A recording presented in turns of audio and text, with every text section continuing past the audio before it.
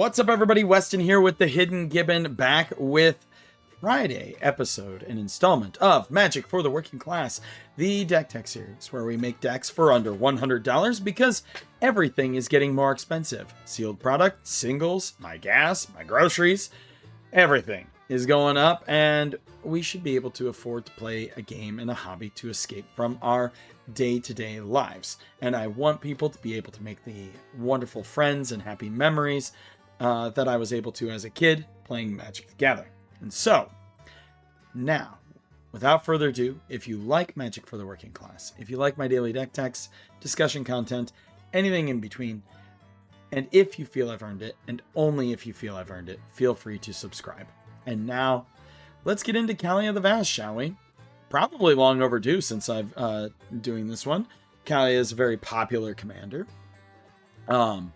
She is very straightforward, and she's a lot of people's favorite first commander. She's a 2/2 for 4.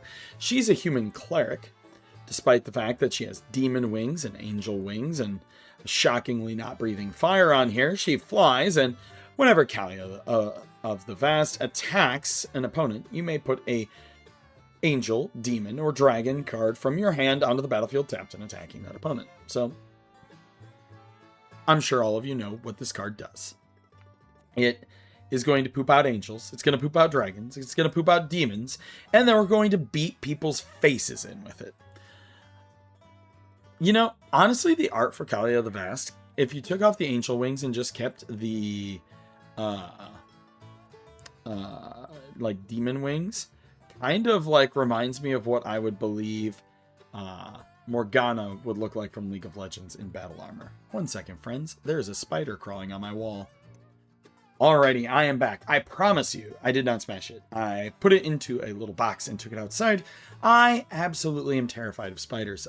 When I was a kid, growing up on an acreage, we had wolf spiders get into our house all the time.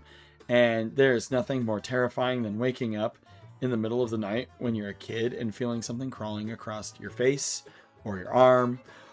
Sweet Jesus, it was awful. So, you know, that is a core fear for the old Weston.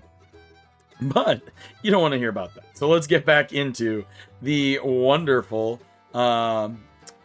creature cast that we have here. I went a little heavier on angels than I did on the other two creature types, but, you know, fun nonetheless. And a lot of these I put in because they're nostalgic cards that I really loved as a kid. For example, Chroma Angel of Fury comes from one of my favorite original sets, and that's the Time Spiral block in Planar Chaos. And Planar Chaos did different takes on creatures, and I was in high school when it came out. Chroma Angel of Fury is a 6/6 for 8. Or free, tapped and attacking. This spell can't be countered. Flying, trample, protection from white, protection from blue. And it has fire breathing. Also, this art is just super sick with like the armor on the wings like that with the like red flare up. It's really cool. You can also morph it if you want to play it without, you know, having your Kaalia get it in there for free for you. Then we have a Chroma Angel of Wrath. She's a 6/6 for 8. She's a classic originally from Legions. And flying, first strike, vigilance, trample, haste, protection from black, and protection from red. This is probably the first keyword soup creature in Magic the Gathering. All of the keywords, just all of the keyword soup. But she is an absolute classic as well. In the storyline, she actually loses her legs, and she battles Phage, and they get combined, and they become Corona, the false god. Then we have Angel of Despair. When it enters, you get to pop a permanent, which is always good. Vindicate Angel, if you will. Originally from the OG Ravnica block. Angel of Finality. A 3/4 that when it enters, you exile a player's graveyard. You gotta have a little bit of graveyard hate in there. Angel of the Ruins. This is gonna exile up to 2 target artifacts or enchantments. Always good. We have Cheap Avacyn. You know, Avacyn's out here. She's a 4/4 for 5. She's an Archangel with Flash, Flying, Vigilance, and when Archangel Avacyn enters, creatures you control gain indestructible until end of turn. So this allows you to attack into something that is a much bigger board than you, put her into play, and make sure that your stuff lives. And when a non-angel creature you control dies, transform Archangel Avacyn at the beginning of the next upkeep.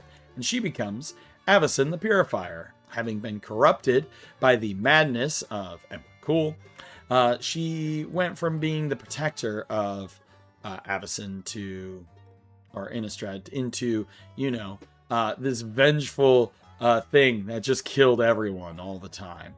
Flying, and when this creature transforms into Avacyn the Purifier, it deals 3 damage to each creature and each opponent. I like how in this art you can kind of see on the spear it's starting to shatter as the madness takes hold and corrupt her. Aurelia, the Law Above, 4/4 for 5. Flying, Vigilance, Haste. Whenever a player attacks with 3 or more creatures, you draw a card. And remember, that's any player. And whenever a player attacks with 5 or more creatures, she deals 3 damage to each of your opponents, and you gain 3 life. So she lightning helixes. Bogarden Hellkite, Flash Flying, and when it enters the battlefield, it deals 5 damage as you choose among any number of targets. This card also came from the Time Spiral block, and it used to be in the Legacy deck, Dragonstorm. Pretty good card overall. Boonbringer Valkyrie. Flying, first strike lifelink, backup 1. When it enters, you can put a 1/1 counter on target creature. If that's another creature, it gains the following abilities until end of turn. The first strike, flying, and lifelink. Demon of Loathing. When it deals combat damage to a player, that player sacks a creature. It's a flying trample 7/7 with some really cool art. Dragon Mage. I had this in my original kitchen table blue-red flying walls and drakes deck a long time ago. It's a 5/5, and it flies, and whenever it deals combat damage to a player, each player discards their hand and draws 7 cards. This will help refill your hand. We have Furja, or Furia. I would assume anybody who knows anything about Old Norse, because that's what this is based off of, or knows any of the current Nordic languages, please let me know how this would be pronounced. I'm assuming it's not Furja and would be like Furia or something like that, but I am not a linguist, nor do I know very much beyond the English language. I know some Spanish and some Korean. We have Giada, Hope, our Font of Hope.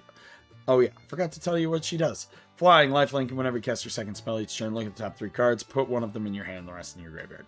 Giada, she's a mana dork for angels, and when an angel enters, it gets an additional 1/1 counter on it for each angel you already control.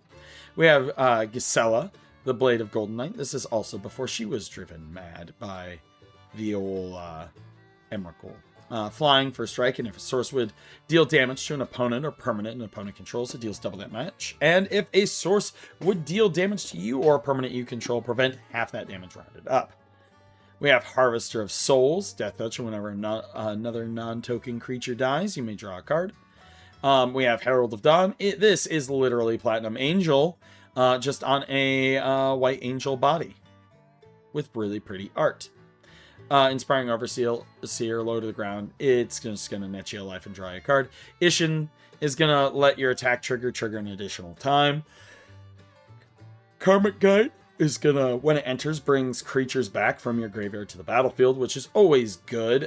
This is something because your opponents are going to try to kill everything that you've ever known and loved.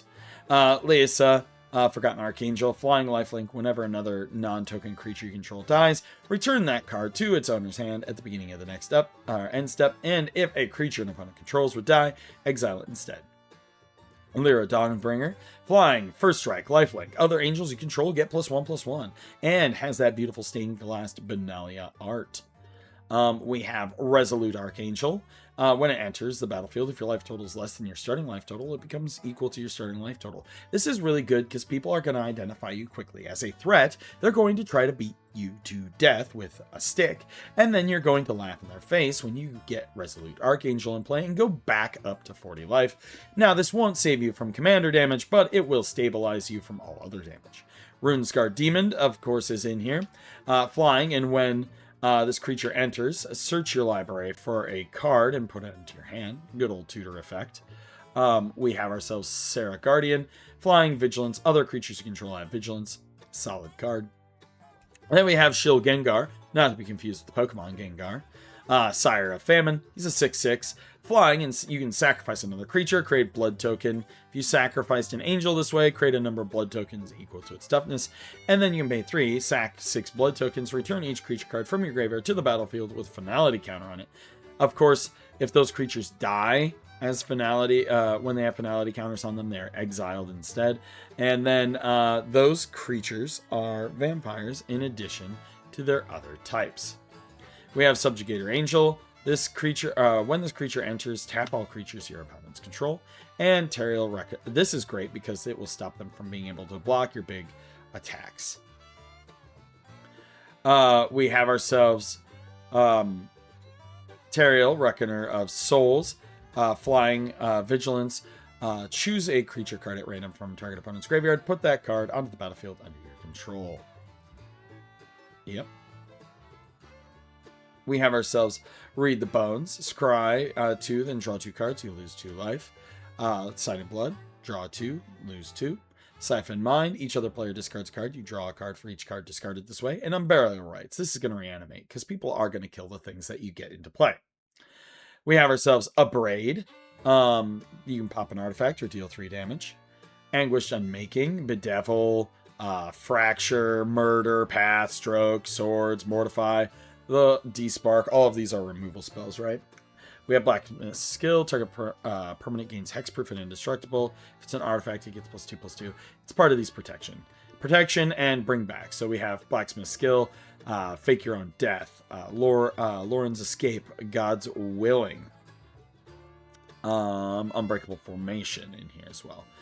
We do have some Filter Draw with Demand Answers and Thrill of Possibility, and more removal with Terminate and Utter End.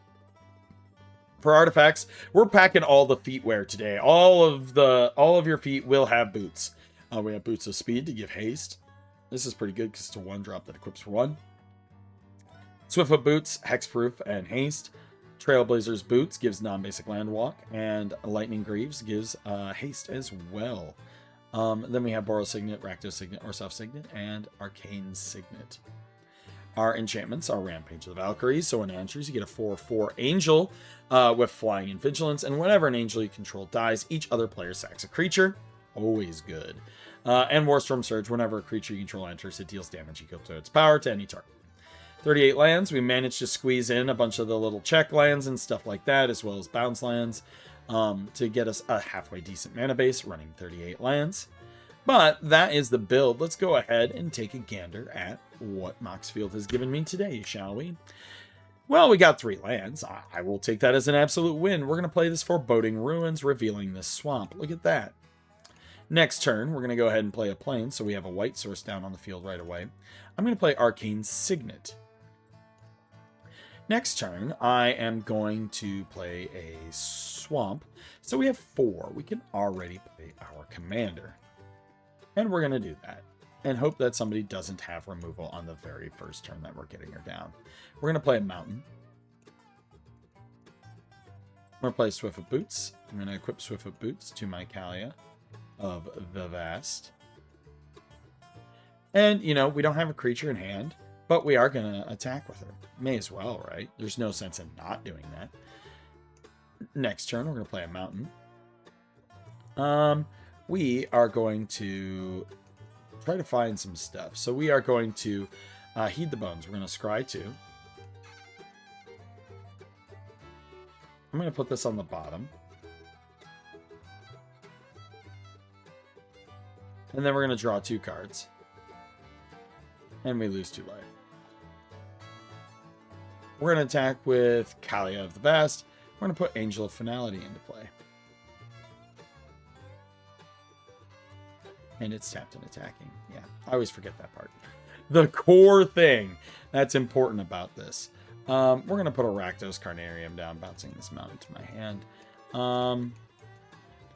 We will probably have to spend Swords to Plowshares during our opponent's turn. We're not getting too many of our like 25 creatures, which is really neat. You know, we're getting all of our lands. Holy lands, Batman. We got 6 turns in a row of land draws. Jesus. But we did get some stuff in there. Let's take a look at a couple other opening hands you could get. Again, you're going to be able to probably play her Yeah. Turn 2, you can play Boros Signet. That means you turn 3, you can get her down. And start swinging in to get Bogarden Hellkite, Angel of Despair. Another hand nets you more lands. You know, for running 38 lands, normally you don't see that many. This is the opposite of that, though, 1 land. But let me know what you think in the comments down below. By the way, these lands are a great way of showing the variance in Magic the Gathering, how you might get mana flooded or mana screwed. But let me know what you think in the comments down below. As always, I am Weston with the Hidden Gibbon, and I hope you all have a wonderful day.